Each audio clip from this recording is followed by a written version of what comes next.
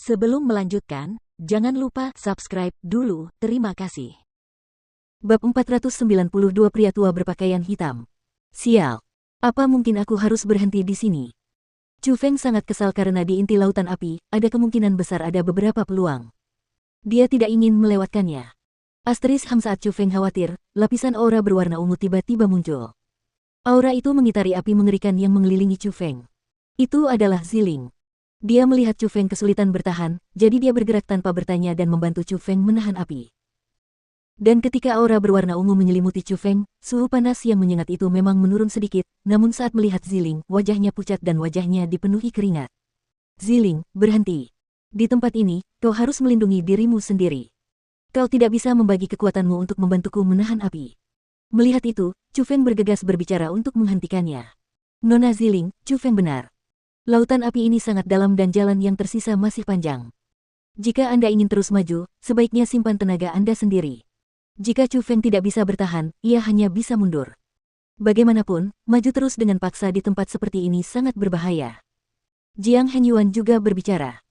Sebenarnya, dengan kekuatan ini, tidak akan menjadi masalah baginya untuk membagi kekuatannya untuk membantu Chu Feng dan yang lainnya melawan api. Namun alasan mengapa dia tidak melakukannya adalah karena dia tahu bahwa api itu sangat aneh. Semakin dalam api itu masuk, semakin dahsyat api itu. Bahkan dia sendiri tidak dapat menjamin bahwa dia dapat berjalan ke bagian terdalam, jadi wajar saja dia tidak akan menyia-nyiakan kekuatannya untuk melindungi orang lain. Heh, Chu Feng, kau dipandang rendah. Cepat keluarkan aku. Lihat aku melindungimu sampai ke bagian terdalam. Kata Egi sambil tersenyum. Chu Feng tidak membuang waktu dan dengan sebuah pikiran, ia membuka gerbang roh dunia. Pada saat gerbang itu terbuka, gas berwarna hitam yang tak terbatas dengan keras keluar dari gerbang dan langsung menyelimuti Chu Feng.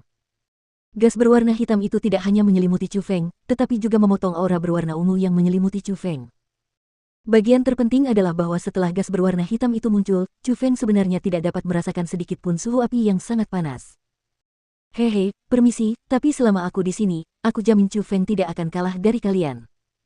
Tepat pada saat itu, Egi, yang mengenakan rok berbulu berwarna hitam, berjalan keluar dengan nakal. Dia pertama-tama melirik Jiang Henyuan, lalu melompat dan masuk lebih dalam ke dalam api. Di tempat-tempat yang dilewatinya, api malah mundur dengan sendirinya, seolah-olah mereka takut padanya. Roh dunia Asura. Setelah melihat Egi, mata Jiang Henyuan berbinar dan dia merasa sangat terkejut. Baru kemudian dia menatap Chu Feng dengan penuh arti dan berkata, Chu Feng, kamu memang mengagumkan. Kamu benar-benar telah membuat kontrak dengan roh dunia Asura. Senior, kau terlalu memujiku. Chu Feng tersenyum tenang, namun juga tidak membuang waktu berbicara dan terus maju. Memang, api itu benar-benar aneh.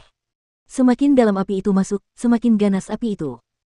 Pada tahap selanjutnya, api itu benar-benar seperti binatang buas yang terus-menerus berubah menjadi ganas untuk menyerang orang-orang, dan bahkan mengeluarkan lolongan aneh.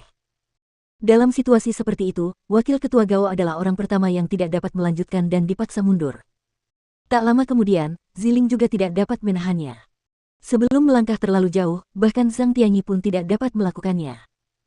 Di sisi lain, Chu Feng, yang mendapat perlindungan Egi, seperti orang yang tidak terkait dengan semua yang terjadi, dan bahkan lebih santai daripada Jiang Henyuan. Hal itu memaksa Jiang Henyuan untuk melihat Chu Feng dari sudut pandang lain karena ia menemukan bahwa Egi sangat kuat. Meskipun roh dunia hanya memiliki kultivasi tingkat kedua dari alam surga, samar-samar, bahkan ia merasakan beberapa perasaan bahaya dari Egi. Adapun mengapa dia memandang Chu Feng dengan cara lain, itu bukan hanya karena Egi. Itu karena Egi adalah roh dunia Chu Feng. Dengan kata lain, tidak peduli seberapa kuat Egi, dia harus mendengarkan Chu Feng. Jadi, itu berarti bahwa Chu Feng adalah orang yang benar-benar kuat. Ah! Asteris batuk-batuk-batuk-batuk. Ketika Chu Feng dan Jiang Henyuan berjalan ke bagian terdalam lautan api, Jiang Henyuan malah memuntahkan seteguk darah, lalu mulai batuk kesakitan. Senior, apakah kamu baik-baik saja? Chu Feng menoleh ke belakang untuk melihat, dan tidak bisa menahan keterkejutannya. Dia terkejut saat mengetahui bahwa saat ini, wajah Jiang Henyuan sangat aneh. Seluruh tubuhnya terbakar, dan bahkan auranya menjadi tidak stabil. Chu Feng, aku tidak bisa melanjutkan. Api ini terlalu aneh, mereka benar-benar memasuki tubuhku tanpa sepengetahuanku. Aku tidak bisa terus maju, atau bahkan jika aku tidak terbakar oleh api ini, aku akan meledak dari dalam dan mati. Saat ini, yang mampu terus mencari dan bertahan di lautan api ini hanyalah dirimu. Namun, jangan memaksakan diri. Jika kamu kesulitan melawan api, kamu harus segera kembali. Jiang Hengyuan menepuk bahu Chu Feng, kemudian setelah menatap Egi yang ada di dekatnya dengan penuh arti, tanpa menoleh lagi, dia kembali berjalan menuju jalan yang tadi dilaluinya. Cih, kultivasinya bagus, tapi sayangnya, fisiknya terlalu buruk. Menatap punggung Jiang Hengyuan, Egi melengkungkan bibirnya dengan jijik, lalu terus maju. Melihat Egi yang nakal dan tsundere, Chu Feng hanya bisa menggelengkan kepalanya tanpa daya.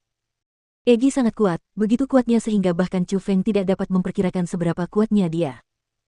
Meskipun saat ini dia hanya memiliki tingkat kultivasi alam surga tingkat 2, kemungkinan bahkan Jiang Hengyuan yang berada di alam surga tingkat 7 tidak dapat dibandingkan dengan kekuatan bertarungnya. Egi memang seseram itu. Awalnya, setelah Egi meminjam tubuh Chu Feng di pegunungan White Tiger untuk menghancurkan Ziling, Chu Feng sudah mengetahuinya. Setelah itu, Egi memimpin jalan dan Chu Feng segera mengikutinya.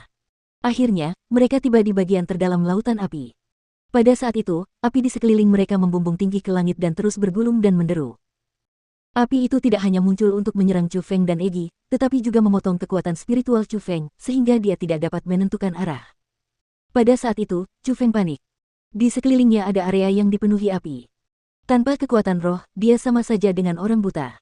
Jika dia mengacau, dia mungkin akan terjebak di sana. Asteris tata tata. Asteris.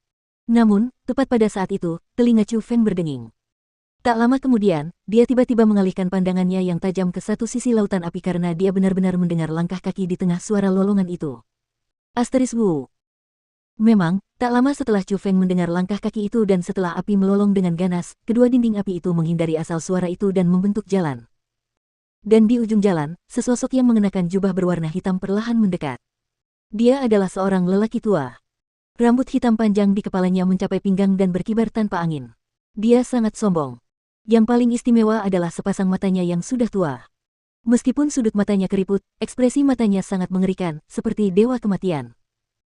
Dia hanya menatap Chu Feng sekali, tetapi Chu Feng tidak dapat menahan diri untuk mundur beberapa langkah. Chu Feng yang biasanya tenang, saat ini, jantungnya justru berdetak lebih cepat, merasakan perasaan bahaya yang belum pernah terjadi sebelumnya. Itu adalah niat membunuh. Niat membunuh yang sangat kuat.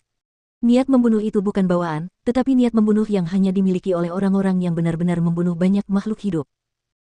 Kalau dikatakan bahwa kekuatan niat membunuh seseorang dapat diukur dari jumlah orang yang terbunuh, maka jumlah orang yang dibunuh lelaki tua itu pasti sudah melewati beberapa puluh juta.